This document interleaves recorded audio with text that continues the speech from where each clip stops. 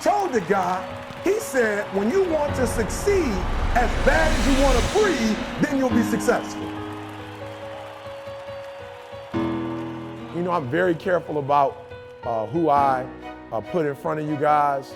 I take this very serious. I just don't let anybody get up, you know, and speak to you guys, all right? So when we bring people in, these are people who are, I'm only bringing in the best. Without further ado, he is from Atlanta originally, went to the University of Tennessee and played football there, is a business owner now. I mean, phenomenal testimony, story, all right? So I'm not gonna steal his thunder. Please put your hands together for my guy and what I believe is gonna be #1 speaker in the world, Mr. Inky Johnson. Put your hands together, guys. Every day I'm chasing something different. Every day the way I operate is totally different, and it's not about the product for me as much as it is about the process. And what I mean about the process saved my life. You see, my mother had me when she was 15 years old, right? Over on the east side of Atlanta, we came up in this neighborhood by the name of Kirkwood, drug dealer on every corner, gang members in the neighborhood, 2-bedroom home, 14 people, used to sleep on the floor. Got the opportunity to sleep in the bed one time out of the week. It was 6 of us in the bed, 3 at the foot, 3 at the head. And I came up with this dream pretty quick. I said, man, I want to go to the NFL because I had 8 uncles in that house, all 8 of which are still going in and out of prison. And so pretty quick, I said, man, I want to go to the NFL. And so I went to my big cousin Tamar one night. I said, man, listen, I want to go to the NFL. And so we got to work for this thing. So the thing we're going to do every night, we're going to be patient. We're going to engage in consistent action. Every night, we're going to race light pole to light pole with no shoes. So every night, we would get out in the street, race light pole to light pole. One night, a coach came down the street. He signed me and my cousins up for organized sports, right? First time being in organized sports. We get in organized sports. The thing was, after practice, everybody would leave to go home. And I always had to sit on the bench and wait on my mother because she worked at Wendy's. And so when my mother would show up in the park, it would be about 10 o'clock, 10:30 at night. So I'm sitting there, and when my mother would pull up, she drove an old Buick Regal, hubcaps off the car, seats torn up, the car was all beat up. And she would pull up in the park 10:30 at night. I would jump off the bench. I would sprint over to my mother. I would say, Mom, if you don't mind, can you please sit back in your car and turn on your car lights? I have to do some extra drills. I have to go to the NFL. So you would never have to work another day in your life. And I knew my mother was tired. And every night, my mother would sit back in that car, and those car lights would hit that field. And he had a 7-year-old kid doing backpedaling drills, running sprints, running laps, chasing his dream to go to the NFL. But just beyond those car lights, I could always connect with my mother's eyes, and so it made me dig a little bit deeper. It made me push myself a little bit further. It made me work a little bit harder. It created a certain level of sweat equity in what I was doing. It created a certain level of pride in what I was doing. You know why people quit? People don't have pride in what they do. You know why people stop? They're selfish, and it's just about them. But when you have a bigger purpose to why you're doing what you're doing, and you want to honor the sacrifices that others have made for you, it's nothing for you to keep going when you hit adversity. If every decision and choice you make is just about you, at a certain point you're going to hit something that's a lot tougher than you, and it's going to make you quit because you don't have a driving force for why you do what you do. But when I got up to the University of Tennessee, it was simple. It was simple for me to give everything I had.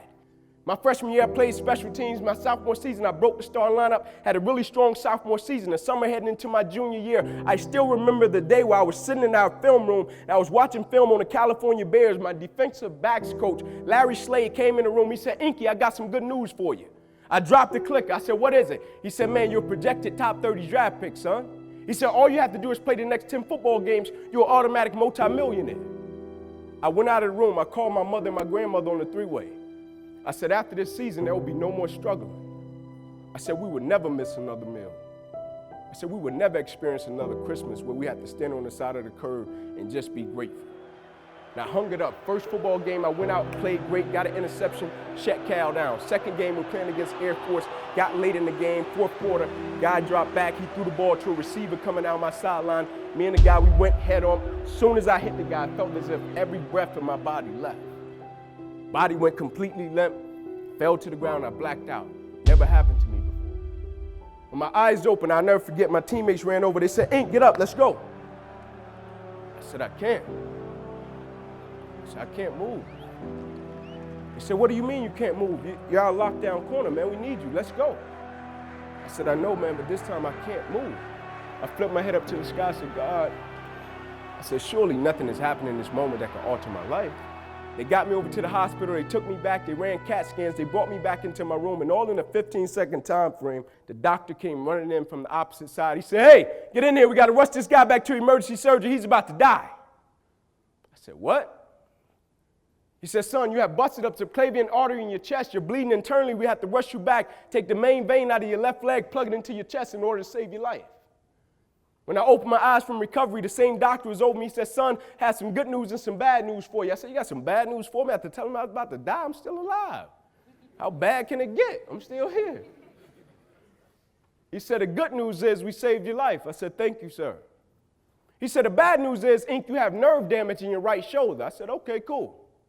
He said, but son, it's a strong possibility that you probably can never play the game of football again in your life. I said, no way. I said, no disrespect to you, doc, but I've been working for this ever since I was 7 years old. I said, no disrespect to you, doc, but you wasn't in the park with me and my mother when I was 7 years old and she was sitting in that Buick Regal. She got done working at Wendy's. No disrespect to you, doc, but you didn't come up in that 2-bedroom home, 14 people sleeping on the floor. No disrespect to you, doc, but you didn't miss those meals and stay focused and never made an excuse.